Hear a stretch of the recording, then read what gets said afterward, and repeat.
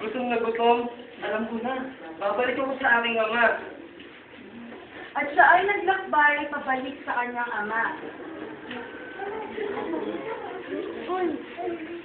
Bawal yan!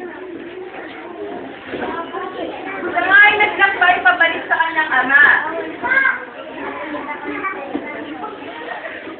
Hey! Ano yung sinabi nung ano sinabi? Di ba nagsisilong yung anak? Di ba nagsisi anak?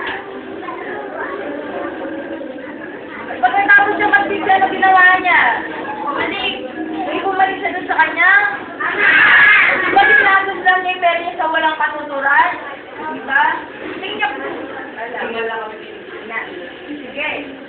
At bumalik siya sa kanyang ama.